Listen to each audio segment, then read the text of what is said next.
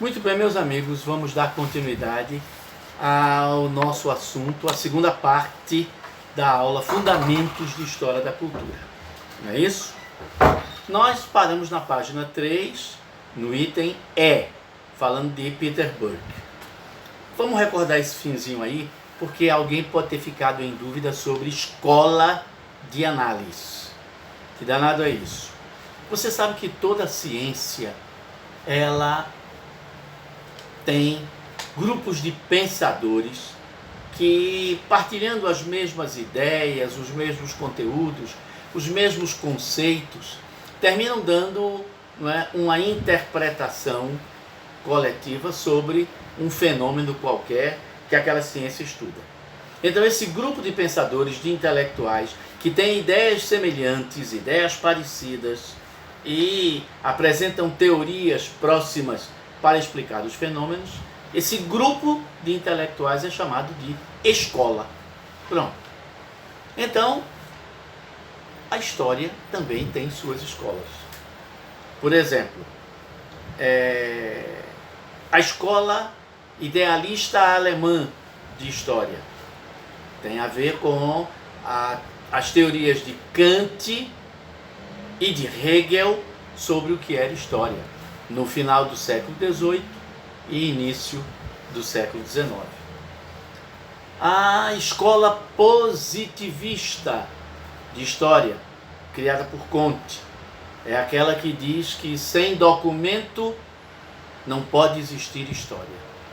Então, a história começa quando o homem inventa a escrita. E é a leitura dos documentos que nos dará uma visão correta do passado. A expressão da escola positivista que caracteriza essa teoria é pas de document, pas d'histoire. Em francês é sem documento não existe história. A coisa não é assim, a gente sabe disso, né? Não é só o documento escrito que é a base do conhecimento sobre o passado. Desenvolvendo essas ideias, nós temos a chamada escola metódica de Ranke. Ranke, apesar do sobrenome parecer alemão, Ranke era francês. A escola metódica, não é, diz que existem métodos científicos para a análise dos documentos, mas sempre os documentos oficiais. Ora, a gente não pode fazer uma história do Brasil só pelos documentos oficiais, não é? Porque os documentos oficiais, muitas vezes, eles fazem elogios ao governante. E, às vezes, o governante não é nada daquilo que está escrito no papel. Não é isso? A escola marxista. A escola marxista de história é aquela que dá importância à economia, que diz que a economia é que move o processo histórico. Os neomarxistas, a escola neomarxista da história, é formada por aqueles pensadores que dizem que a economia tem importância, mas a gente não pode desprezar aspectos ligados à sociologia, à política, à cultura. Pois bem, a escola dos análises, 1929, nasceu quando dois historiadores franceses, chamados Lucien Febvre e Marc Bloch, criaram uma revista chamada Revista dos Análises. E nessa revista eles começaram a divulgar as ideias de que a história precisava da contribuição de outras ciências para melhor estudar o fenômeno histórico, o fato histórico, o passado.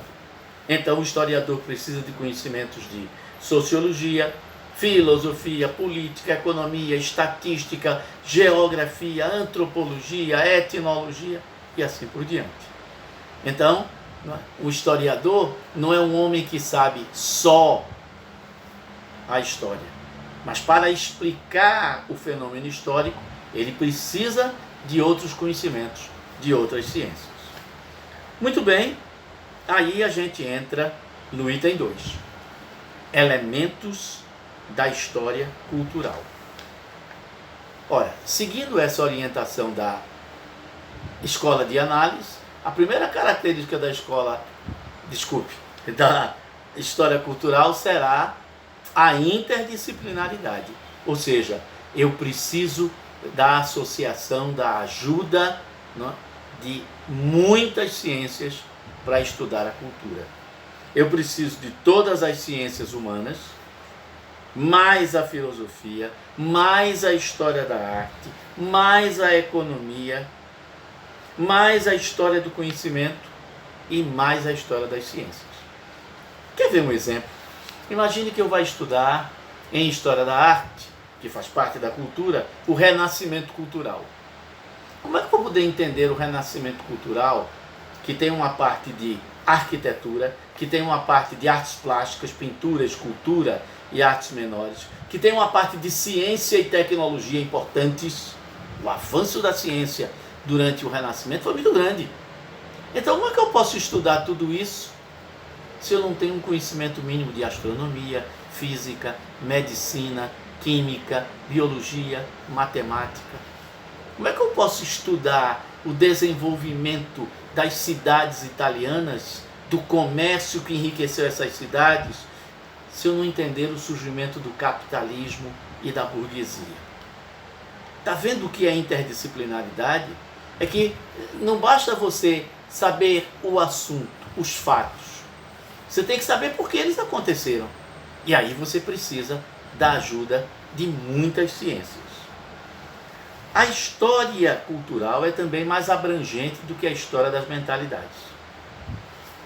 Alves, pelo amor de Deus, o que é a história das mentalidades? É a mesma coisa que a história das ideias. Como surgiram ideias que transformaram o mundo. Então a história das mentalidades é limitada a algumas pessoas, não é, que desenvolveram determinados tipos de conhecimentos e que influenciaram o mundo. Mas atenção, a história do mundo não é só a história das mentalidades, não é só a história das ideias de algumas pessoas. É claro que isso é importante, mas não é tudo. Então, a história cultural vai além dessas ideias, inclusive porque as ideias não são fruto de uma única pessoa, né? Quando, por exemplo, Einstein desenvolve a teoria da relatividade, ele já tinha bebido, né, fontes, né, informações de outros físicos que estavam com problemas para explicar certos fenômenos e já estavam relatando, né, a impossibilidade de explicar esses fenômenos e já estavam tentando dar explicações, ideias. Então, às vezes o caminho que eles seguiam não ia dar encanto nenhum, mas às vezes eles davam uma possibilidade, mas não aprofundavam aquela possibilidade. O que fez Einstein foi pegar essas ideias que não estavam completas, juntá-las e dizer: vou fazer um cálculo matemático para poder encontrar a solução desse negócio. E aí ele cria uma resposta àquelas dúvidas, que é a teoria da relatividade. Então, a teoria da relatividade de Einstein não é um estalo da cabeça genial de Einstein. Claro, Einstein tem uma cabeça genial, mas é fruto de muito estudo, não é? A partir do que foi feito antes dele. É importante a gente perceber isso. Muito bem, o que é que a gente pode ver mais? É mais abrangente que a história das mentalidades, mais abrangente que a nova história. O que danado é a nova história. É o desdobramento da escola de análise. É a história que vai se desenvolver a partir dos anos 70. Também conhecida como microhistória. Por quê? Porque analisa os fatos históricos que estão limitados a um pequeno espaço do tempo e da sociedade em que acontece. Vamos dar um exemplo?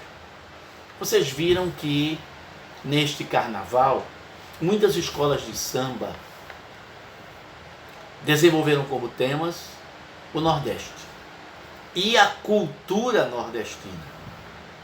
E em muitas escolas sempre aparecia a questão da arte popular nordestina, não é?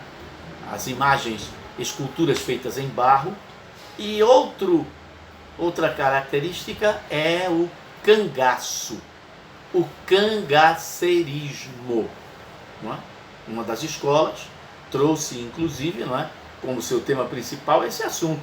E até a neta, né? A neta foi a filha de Lampião e Maria Bonita, uma senhora já, não é? Com bastante idade, desfila, não é?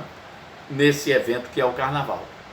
Ora, o cangaço, ou o cangaceirismo, foi um fenômeno da história do Brasil. Mas não foi de toda a história do Brasil, dos nossos 500 e tantos anos de história. Nem foi de 3 séculos, não chegou nem a 1 século. O cangaceirismo é um pedaço da história do Brasil, que vai do final do século XIX até a primeira metade do século XX, quando o cangaceirismo vai terminar sendo extinto ao início dos anos 40 do século XX, durante a Era Vargas, durante a ditadura de Getúlio Vargas, o chamado Estado Novo.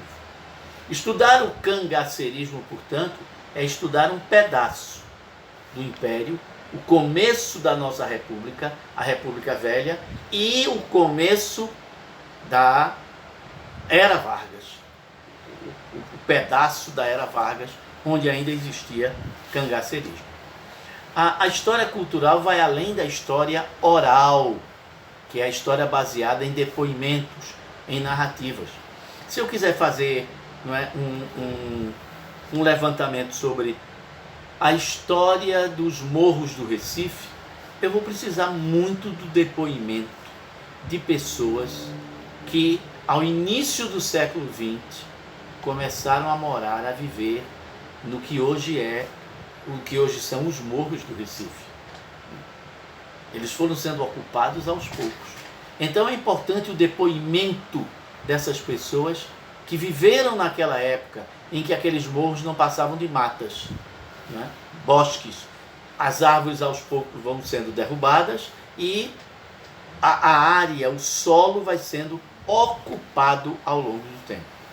Vai ser nos anos 50 que a prefeitura começa a se preocupar, não é, com os morros e os alagados.